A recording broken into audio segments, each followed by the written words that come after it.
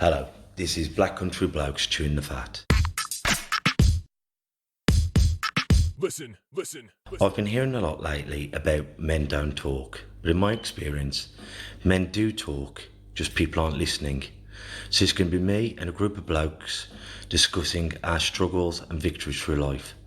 Warning, there may be some bad language, so apologies to all the moms, especially my own. Let's get going. Listen. Yeah, this is Kev DIllon with the Black Country Blokes chewing the fat. Today, I'm with Lee Cadman, and we've got a very, very special guest. One of my all-time favourite people in the world, Ashley Nixon. We met a long time ago, about 15 years ago, when I was a 15-year-old child coming up the club through a thing called Connections. This was a youth offending group. Ashley had been expelled from numerous schools and he was a naughty lad. So, Ash, let me introduce you and let me tell us about yourself, please. Yeah, I always remember the first time I sort of came up here. My background was kind of, as you said, a bit of a Jack the Lad kind of kid, getting into trouble quite a lot. The culture that I came from was very much, you got to be tough, you got to be strong, you got to have it all together. Kind of grew up without having a dad sort of father figure in the home, so I'd always had to be the man, you know what I mean, the Jack the Lad kind of a lad. And then when you come to a boxing club, you expect exactly the same sort of thing. You expect it's going to be a tough place with rough blokes and you've got to have it all together. And I just remember coming in and just feeling at home, feeling welcomed. I always remember one of the first times on the bags, I think your dad, Bob, was holding the bag and I was having a bit of a punch on the bag and you were standing there encouraging me, which was great. Yeah, it's a nice warm welcome it was. It was nice to come to a place that was quite friendly. And isn't it, like, as you're saying, sometimes the carrot or the love is more important than the stick and, come on, you soft wanker, tough up. Yeah. Instead of going, come on, son, I know you're a little toughie, but, leave that bollocks from the street. I mean, if you want to come and be something, then let's get this way of thinking. And that's what we always say, it's not the Lions Boxing Club, it's the Lions Boxing team, because we're a family. No matter where you're from or whatever you believe in or you're part of us. To me, it's true respect, isn't it, as well? Yeah. Like, you come in here and you respect the people in here. They don't need to shout at you and bawl at you and swear because... There's a time for a bollocking, but there's a time for a cuddle. That's right, that's right. You don't need it. Because then you boxed for us from the age of like 15 till what time? I think it was roughly 18, 19, but I think it was, yeah.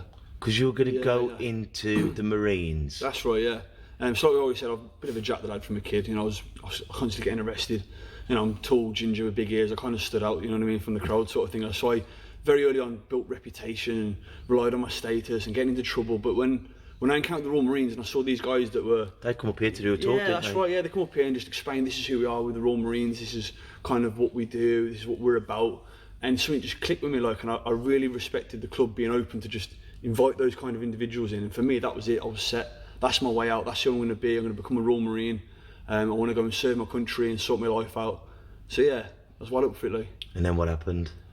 Me being the typical Jack the Lad that I was out in a nightclub with friends, and there was a lad in there that I kind of didn't like. He didn't kind of like me, and one thing led to another. Trying to be that Jack the Lad, trying to be that tough guy, and ended up getting into a fight in a nightclub, quite a serious fight, and got done for ABH.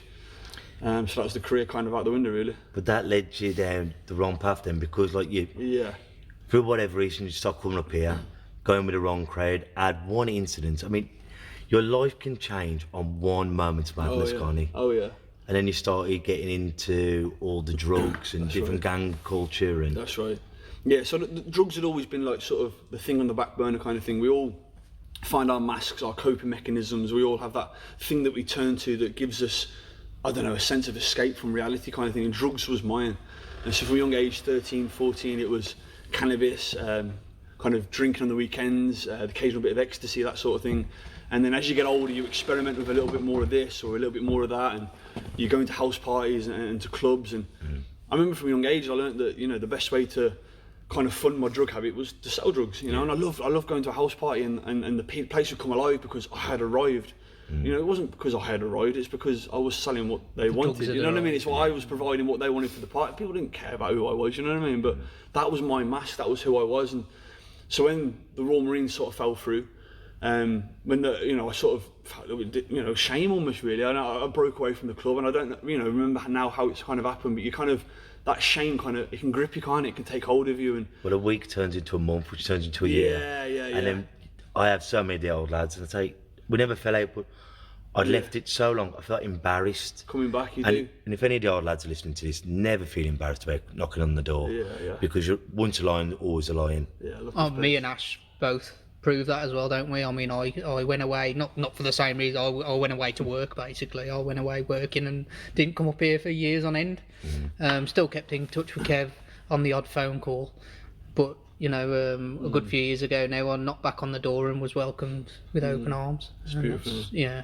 Yeah, so I suppose for me, I had this sort of two lives going on. There was the me up the club, getting fit, getting strong, going to the gym, wanting to be a Royal Marine, going to college and trying to get the qualifications needed. And then there was the Jack the lad, the one with the reputation, the drugs and the house parties and stuff. And when the Royal Marines, that was kind of my escapism. That was my get out of jail free card. That was my escape from starvage of the black country, the life that I was involved in. And when that kind of stopped, there was only one option really, and it was the drugs and the gangs. And I've always been a all or nothing kind of guy, and so I went, you know, into the dark world of drugs and everything else that comes with that. You know, I was 19, I was dabbling in selling drugs and trying to get other people to sell drugs for me. You know, I wasn't the big tough guy, I wasn't the big hard man, you know what I mean? I think, if I'm honest, I think a lot of people will be that are involved in that world. I was scared. I was an angry little kid, you know what I mean? I was frustrated, I didn't know how to express myself, and you know, a line of cocaine seemed to work wonders, you know what I mean? What we've said on many of these shows, the reason why it's such a big drug and alcohol epidemic, because we can go and have 10 cans, a couple of grams, and I can start talking openly, going, oh, I'm really, because the next day, you say, Kev, you're a bit, I was off my rocker. We're wanting to talk, but not many people are doing as we're doing now, three blokes sitting around an armchair, having a rattle. But once you're off your nut, you can open up, you confess your souls, and if anyone questions it, you just go, well, you know, it's the chig, it's the drugs. Yeah, and a lot of the time it's not questioned because those people are in off their heads exactly the same as you and don't remember the next morning, you know. Yeah, that's right. So one thing I just encourage anybody who's listening, who is struggling with something, who is feeling sort of closed off, I can't talk about it.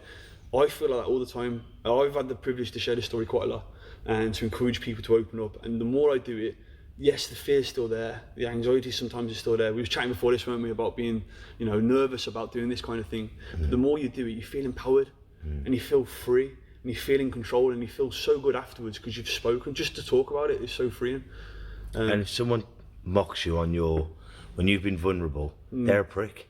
Yeah, it's fair, fair play. If you're going to open your soul and say, look, this is how I'm feeling, someone teases you about it, cut those kind of people out of your life because they're just poisonous. Yeah, that's right. But then after the drugs, well, during the drugs and everything, you end up getting sent down for a bit, didn't you? That's right, yeah. Yeah, so I was sort of selling drugs for the local lads and getting into fights and trying to live up to this status, and it's only going to end one way, isn't it, really? You know what I mean? You get picked up for a minor possession, there's a suspended sentence for the ABH, and eventually the police, they just have enough, don't they? And you get a sentence, and I got off lightly, you know. I was selling with, you know, these gangs were, you know, buying kilos of cocaine, and people, a lot of the lads listening to this will know the price of a kilo of cocaine, you know, 48, 52,000 pounds, and we were buying that kind of drugs in the gang that I ended up becoming affiliated with, and breaking it down into smaller quantities and mixing it up and doing what drug dealers do, sort of thing. And I got off very lightly. I was given 6 months and 14 days, which in the light of what I was involved in, you know, I remember at one time I carried a firearm, you know, not because I was a gangster or a big tough guy, because that was what was expected of me, you know what I mean? And so for me to get such a small sentence really it's kind of a lifesaver, really. And so I often say to people, for me, going to prison was the best thing that happened to me. And while you were in prison, you had a bit of an awakening, didn't you? Yeah, for me, yeah. Prison was weird. I mean, prison for me, it didn't change me, it didn't transform me. It was the system that holds me, sort of thing. And you're in there mixing with other gang lads and other ruffians. And I started my sentence in H&P Birmingham, which is Winson Green. And so first you arrive there, and again, there's the scared little kid trying to work out, well, what do I do? How do I master fear? How do I make sure no one's going to mess with me? And so again, you start to mix with the gangs. You work out how to smuggle drugs into prison, and you work out how to be the Jack the lad you need to be. So when I was kind of in that prison, it was the same old routine, really, the same old story. And then before I was getting towards the end of my sentence, I should have been released early on tag. For some reason, I managed to behave myself enough to get released early on tag, sort of first sentence. Not get caught, is Yeah, it? not get caught. That's the answer. Yeah, before that, I was always I don't know what it was. A lot of people have done similar things to me, or not, even not worse. But I always seem to be the one that got caught. You know, it's stupid. But this security guard, I remember this guard came to my cell and he said, "Look, mate, there's been a change of plan. We're transferring to Walton up Liverpool, which is HMP Liverpool up there. Which for me, I was gutted. I couldn't believe what I was hearing, you know.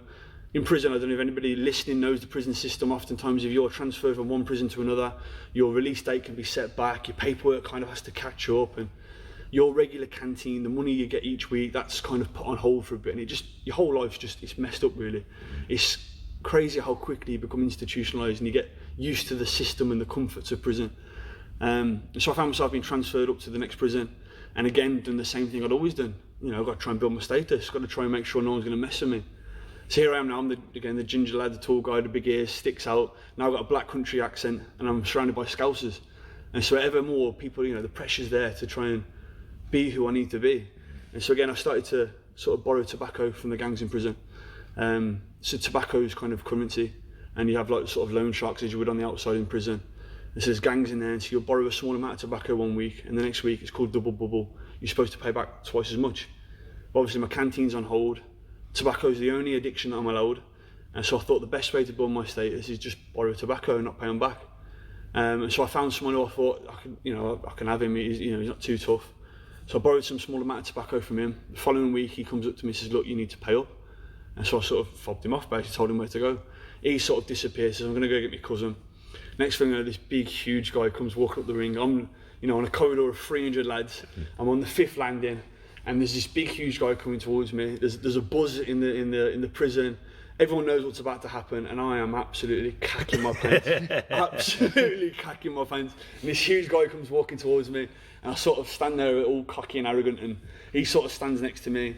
And normally in prison, you'd go into a pad or a prison cell and have a bit of a ruckus, but this guy wanted to prove how hard he was, and so I'm standing on the corridor and he says, "So when are you going to pay me back then, mate?" And I sort of laughed a little bit, like cocky assurance, like, and as I looked at him, that nervous kind of roller coaster laugh. Yeah. And as it turns to me, just hit me full on, like this big hook on the side of my head.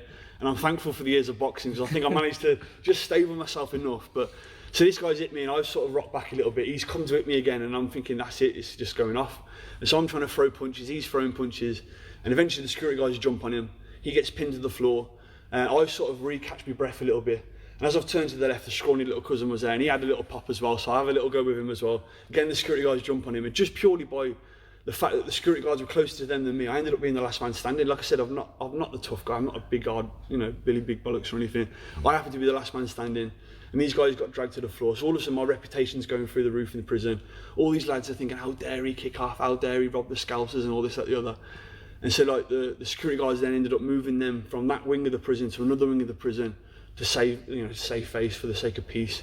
And so these guys, angry, upset, they put a price on my head, and so I'm in prison with a price on my head. A long way from home. Yeah. So look, basically, they offer whoever's in prison so much tobacco to give me a kicking or a stabbing or end up dead. And so that's the situation I was in. You know what I mean? That's who I am. That's in the fullness of who I am. I'm a Jack the lad, an idiot that gets into trouble, and it just seems to follow me around. And so there I am in prison, life's in danger, looking over my shoulder, scared little kid again, thinking this ain't working, it ain't helping, you know what I mean? Trying to be tough, trying to be closed off, trying to have it all together, it don't work. It's got me into this complete mess, and I'm broken. And it was at this point this lad come over to me. He'd been transferred from the previous prison with me, and he was in the cell opposite me, and he'd kind of obviously just been watching what was going on, sort of thing. And we'd had brief conversations before, and he came to me and said, "Mate, I think you need God. I think you need God in your life." And I almost laughed at the guy. I thought the guy was taking the piss, you know what I mean? You think of Ned Flanders in The Simpsons, don't you? The Vicar of Dibley, the Father Ted, and you think, no, I don't think so, mate. I don't want to, you know what I mean? I don't want to, you kind of laugh the guy off, like he was quite brave coming to share something like that. He was trying to be open. That's kind of one of the things I think we're picking up today, isn't it? Being open, being vulnerable. And he was vulnerable, and he came to us, "Look, mate, I think you need God, mate. I think you need a bit of help." And again, trying to be the tough guy, you close yourself off, but something inside must have triggered, whether it was his weakness, whether it was his vulnerability, whether it was this notion that there's a God out there. But I'm a scumbag, I'm in prison, I'm getting exactly what I deserve. Why would God or a higher power or anything like that want anything to do with me? So it kind of troubled me a little bit. A couple of days later, I'm walking down the corridor in the prison, ever still looking over my shoulder, and there's a sign-up sheet on the wall for chapel. And so when you're in prison, you see this sign-up sheet on the wall, and as you kind of walk towards it, as you sign your name up, the security guard will come to your cell on a Sunday, release you from your cell, take you to a chapel, take you to a service, and bring you back. And so I see this thing on the wall, this A4 piece of paper, and I look at it and I think, I don't want nothing to do with it. I'm not interested in that. I don't want to know. And I kind of went to walk away, and as I walked away, I felt like a tugging, like something inside just pulling, like an urge to just go back. You know, looking back now, like I've kind of got the words to describe what I was feeling and what was going on, but it was a weird feeling. So I never really experienced anything like that. And so as I turned around, went to walk back, just the sense of excitement began to grow in me. Like almost like an adrenaline rush. It was almost like I was coming up on ecstasy. Like there was like a buzz, there was like a euphoria kind of feeling. And I'm walking towards this thing, and again I look at it and I take notice of what it was. I'm thinking, look, I'm arguing with myself, is this right? Do I want to do this? And in the end I thought, you know what can it hurt? Let's just sign up, let's just go to chapel, let's just see what this God thing's all about. What can it hurt? Yeah, what can it hurt kind of thing. And like, so I signed up my name, and like a sense of peace hit me I'd never experienced in all my life. Honestly, I mean, I'm in prison, like Was I that said. the first day in the chapel? Yeah, no, this was in a corridor. That was just right in, sorry, in that the was corridor, just, like, lads that's were even walking before around you'd me. been there. Yeah, even before I'd been there, there's just a piece of paper on the wall, sign up for chapel. And I'm there arguing with myself, to and fro, and these emotions are running raw within me. Everything's like sort of coming to the surface sort of thing. And I signed my name, but it was almost like a moment of surrender, like, okay, I need help, and just peace, massive sense of peace. You asking for help then? Yeah, it's almost like, it is weird. Like, I'm in prison, like I said, life in danger, and I'm feeling that peace, I'm feeling like there's a way out. All of a sudden I had hope, just from signing my name up on a piece of paper. That was crazy. So yeah, kind of a bit of an awakening really. And then did you, what happened when you first started going there? Yeah, it's a bit, looking back, it's hard to sort of pick the early memories out, you know, from drug addiction and stuff like that, but yeah. You just remember that instant of euphoria? Yeah, so I remember, you know, over the next few weeks I kind of go to chapel, and I'm going to chapel week in, week out, and the lads in there, they're a bit more vulnerable than they are when they're on the wing. They're a bit more open, you know, and they're a bit more soft. And you see these big, tough-hearted blokes, like, you know, much lifers, you know, much more tougher guys than I am, like covered in tattoos and that. And they're singing these crazy songs, and they're hugging each other and that, and praying with each other and stuff. And it was just a weird environment to be in. But I remember hearing about this God who loves me, hearing about forgiveness, hearing about second chances. And it's exactly what I needed to hear at the time, you know what I mean? I really did. I remember going back to my cell and sort of praying my first kind of prayer, not really knowing what I'm doing. I sort of like cried out, you know, God, if you're out there, you are who these people say you are. I'm a mess. You know, the first time I'm coming to the end of myself thinking, you know, I am a mess. I need help. Please help me. Sort of. Realisation. Yeah, realisation that all my efforts to be the tough guy is not working. The doubts and the fears and the insecurities are still there. Help, please help, kind of thing. So. And how long was that before you got released? Probably 8 weeks, something like that, 8-9 weeks before that. So over the next few weeks, I'm going to chapel week in, week out, still looking over my shoulder, still wondering what's going to happen. Occasionally coming towards a situation where like a rival gang would be there, or some lads who I know are taking these guys up on their offering, and they sort of walk towards me, and an alarm would go off, or a security guard would turn up. And I honestly felt like I was being protected the whole time I was in prison. I felt as though there was something there, but I couldn't explain it, something outside of myself, something greater than me protecting me. Well, 8 weeks is a long time to last with that many. Yeah. Trying to get at you. Yeah. And I had moments where a lad would come into me cell like and go, oh, you're that so-and-so, you know, cursing at me like, and we'd have a few strong words of each other like, and then he'd go off, I'll wait till I go and get so-and-so. And then so-and-so never came, or he never came back, and it was just weird environment really. Because then you left prison. You left prison, and then what happened? Because it must have been hard not to go back to the old ways and to find your way back here, was it? Yeah. So I wish that like that was it. The story changed. You know, I've got this new hope. But I come out of prison, and so that lad's given me my first Bible. So I've got this Bible, this crazy book that I'm going to try and read, and I'm trying to work out what prayer's all about. And the idea of going to church, that didn't even equate in my mind. So I come out the first night I'm out of prison. I'm on tag. I've got to be in by 7 p.m. And so I'm out with my mates. I'm stiffing cocaine because that's what, you know what I mean. Like you've had this encounter and you're trying to change your life. You've admitted that you need help, but that you don't just change instantly. You know, you come out and you're surrounded by. And when you're into drugs, Same having a line, having a bag of coke, is if that could be as familiar as going out and having a pint of Carling. Yeah, that's right. If that's how you socialise with your group, that's right. That's what you do. Yeah, isn't that's it? it. So yeah, I'm out with Nans. I'm on tag. The guys come to fit my tag and stuff. And then I get a knock at the door. My mate's turned up. Oh, how you doing, mate? I ain't seen you. He's got a bag of Charlie. I mean, like the idea of saying no was still hard. Peer pressure was still really tough. And so I found myself over the next 10 months kind of going out on the weekends, getting into fights, getting into trouble, selling drugs, partying. I mean, I remember getting into a fight at Picture House. I mean, people eras will probably know the Picture House. I got into a fight at the Picture House with a group of lads, thinking I was the big man on cocaine sniffed at my head, got my jaw broke out, 2 metal plates and 8 screws in my chin because I got into a fight, you know. And so my life was still chaotic and crazy. And then I'd come home and in between read my Bible and pray. And I'd go out, get smashed, get off my head, come home, read the Bible and pray. And it was weird, like, you know, I talked about coincidences in prison, how, you know, a security guard would turn up or an alarm would go off. And again, like, coincidences started to take place. The gang that I was involved in were caught in like a £1.3 million drug bust not far from where we are now. They were removed from the streets. The girlfriend who I was with before I was in prison, I found out she was sleeping with my best friend. They were removed from my life. And so all the bad sort of bunch, the bad crowd was sort of removed one by one sort of thing. And I found myself isolated and all alone and reading my Bible and praying, but something else needed to happen. I needed people around me. I needed friends. I needed support. I needed, you know, I needed help. I really needed more people. And it was then that I started thinking, you know what, I might go back up the club. I might go back up the boxing club. I remember when I was a kid and I came up here, you know, with connections and stuff, and a broken little kid that I was then, and just felt the love, the community, the compassion, and not being judged. I thought, that's what I need that. And so I ended up, I came back to the club, didn't I? I remember one day I was here doing one of the classes, and you just come in so much bigger than you was, you know, because I hadn't seen you in a couple of years. Yeah. You know, it's me, Ashley, and obviously I know you am. And he said, you saved my life once, could you do it again? And I went, Ashley, you never left. You're just somewhere different. You've always been here in spirit, and the door's always open when you want to come back. So you started coming up helping in the daytime and training, and then you went and boxed, didn't you? And ended up winning a novice Midlands championship.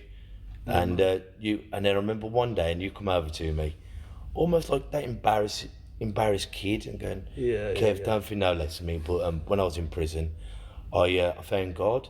I remember saying to you, never be ashamed of anything that makes you a better man, whether it's God or whatever it is. If it makes you a better man and stops you from going down that path, then you grab it with both hands. That's right. And then, how did that take you then? Then you've become a Christian, but can you tell people the next stage of the journey with God that you've taken with getting qualifications? Yeah. Can I just ask that, like, I was around when you'd come back in, and I'd have never known any of this, because you were such a nice bloke. I mean, I don't know what you expect, but from what you're describing to me, because I used to give you lifts up the gym and we train, that's it. And like none of that. You didn't know I was Jack the lad that been to prison? No, not until. Lock the doors. No, that's it. I ain't giving him a lift. I'd have swerved you. No, I wouldn't have done. But we've had so many people who leave what they are on the street outside the door. When you're in here, you're a family man, and I love you, Auntie Julie, Uncle Bob, and let me help Jasmine out. And then out there, as you leave the car park, then your normal life continues. Yeah. Well, I think at that point you might have changed. You were going through that change anyway, so that would have been. Yeah. That was your past. Yeah. And ultimately, you're not going to come in here and tell everyone. No, you're not at all. I think there's a big word in the church. It's grace. And grace is like, it's the unmerited, undeserved favour and love of somebody. And the same thing I encountered in prison with that God, the same thing I encountered when I go to church was the same thing that this club embodies. You know, when you get all kinds of guys in here, all kinds of Jack the lads, you know, all kinds of faiths, all kinds of religions, all kinds of colours, heights, differences. And when they come through that door, it's family. You respect one another, there's no bullying, you listen when you need to listen and get stuck in, let's have a laugh, let's have a crack. And that is powerful. And I think when you're shown that kind of love, when you know you're a scumbag, you know you've made a mess of your life, and still you're loved, it makes you hungry to show that to others. Like, it's infectious, like love's infectious, isn't it? And like, when you're the Jack the lad and the tough guy, you can't give love out. Because you can't give it out, you don't receive it very well. But when you're broken, and I think it takes some of us to be broken, to be at rock bottom, to, you know, really hit the floor before we say, you know what, I need help. Like, and that moment of opening yourself up to something more than yourself, it's incredibly freeing. So like, you come up here, like, and you know, I've made a mess of my life, you know what I mean? Absolute toe rag, destroyed my family, destroyed the loads of those around me, felt the guilt and shame of letting people down. But then Kev's like, hey mate, can you come out and help me do a demonstration? I'm there in front of a class and he's letting me do a demonstration. Like, it's just beautiful to be allowed that kind of responsibility almost. That trust as well, because a lot of that demonstrating is with kids around, you know, it's to know someone trusts you enough in that situation. And so here in the club, Kev's giving me the opportunity to box and to fight, and I'm starting to win bouts, and people are cheering my name because I'm winning fights, and then I'm coaching the young kids and I'm helping them to put the slightest mistake right, and just to see their gratitude, it was amazing. And then to have the same thing happening in church. And so I'm at the church and I'm going to church week in, week out, and hearing that you can go to church in the middle of the week. And then the minister came to me and he sort of knew my background a little bit. They kind of just accepted me for who I am. They did the same sort of thing. Started to give you a bit of responsibility, a bit of love, a bit of acceptance, and you just, I think that's what a lot of people need. They just need to know they're accepted and loved. And did they put you on the course? Yeah. Because Yeah. if you go into that, the courses you've done and what you want to achieve. So I did like a year's internship at the church, which is kind of like, for me, church, what is church? What is this Christianity business? Because we have these preconceived ideas of what Christianity is all about. And from being from the outside in, it's a completely different world on the inside. So I did an internship, which is basically a year immersed in all kinds of church work, food banks, helping the homeless and the sick and the poor, and teaching the kids on a Sunday, or going to Bible studies, that sort of thing. And I sort of done that for a year, moved into the church, excelled in that kind of thing. And then the minister kind of recommended me to go to university. And so I went to a Bible college, which is a university. I'd done a degree, so I'd done a 3-year degree. So for a lad that was, an ex-con, an ex-drug addict, I finished with a first-class honours at university. Well done. Which was seriously hard work. There's a lot of prayer, a lot of dedication, a lot of just committing myself to reading books and understanding what was going on. So I finished, with, like I said, with a first-class honours. Between my first year and my second year at uni, I got married to a beautiful woman. I think she's well out of my league, but she loves me to bits, and I love her. And again, there's just that acceptance and that love kind of thing. So I'm married, I've got a degree. And now I've just finished my first year as a training minister, so it's kind of a minister in training within Elim. So I potentially, God willing, I will be a reverend in a few years' time, couple of years' time. And you've also got your level 1 coaching Level 1 coaching degree. in boxing as well, yeah. And this is wonderful. I mean, when anyone asks me about my greatest achievements in boxing, I mean, it's wonderful having the ABA champions, and it's wonderful having lads who've boxed for England. But when anyone asks me on any interview, I always say Ashley Nixon, because we had this toe rag, Jack the lad, whatever terminology. I can think of a lot of words that might have summed him up. But how he's turned his life around, it's the greatest gold medal I've ever had in boxing. And then once we started this podcast, I've always wanted to get Ashley on to tell you about the stories, because I remember me and Ashley talking about church, and Ashley was saying his idea of his perfect church would be having a carvery. Where all the rogues would be sat around breaking bread, talking about love and brotherhood and sisterhood and fatherhood, and that's it. And a lot of people forget, not being too religious, because I'm something that I've always called a Kevist. I have my faith in what I believe in, but one thing I always remember about the Bible, the disciples, they were all toe rags. They're all the ruffins, the criminals, so they weren't the holy, saintly people that we associate with the Bible. Jesus happened to find these bunch of worthy soldiers who loved him and he loved them, and who were accepted by what he stood for. And I think if there's more people like yourself, Ash, in power within the church, it'd be a lot more of the 20th century, saying the same stuff but in a more different way. I think that's the part of the thing becoming a Christian. You bring on like 2,000 years of church history, and I'll be, as a Christian, I'll admit, like, church is messy, man. We've made some serious mistakes through the years as Christians. The church in itself, it's not the building, and we've made it this building that we go to on a Sunday, with a nice pretty courtyard and great. Church in itself, in the purest form, it's the people. It's the group of lads. It's the lads. You know what I mean? I don't see any problem going down the pub, having a carvery, playing a couple of games of pool and a couple of pints, and just chatting about real life, talking about real things. You know what I mean? Like, church is exactly that. It's a community. It's a body of believers that are together. And so I've often, we've joked and talked about, I'd love to take on, like some of the big old mansion pubs that you've got in sort of Birmingham. I'd love to have one of them and just turn that into just a community, a place of love, a place of acceptance, a place where the Jack the lad, the toe rag, or even the businessman who's got his entire life together, the 2.4 children, the nice holidays, the luxury cars, but still there's emptiness inside. There's that void. Something's missing. And just to create that place where people can explore that and know what that is, without the rules, the regulations, and stand when you're told to stand. That kind of an environment. It's the singing. Yeah. Mate, I'll be honest. I love singing now. My voice is awful. I can clear a room, but like when you're in that place full of that love, there's no better way, mate. Sing away, man. But Well, Ash, may I say from the bottom of my heart, congratulations on everything you've done. Thank you. And keep on doing it. Yeah. But today we're going to leave on a bit of a quote. I won't put Ashley on the spot, but the quote of today is, in the wise words of KRS-One, who's a very talented rapper and philosopher, on the other side of struggle, there is often success. So until next week, gang, ta-ra a bit. Listen. And that's a wrap for another show. But if there are any comments or messages that you would like us to read out for our next podcast, please be in touch. There are also lots of different organisations at the bottom of this page, and hopefully they can help you or someone you care about. Please share this to spread the word. Until we talk next time, ta-ra a bit. Listen.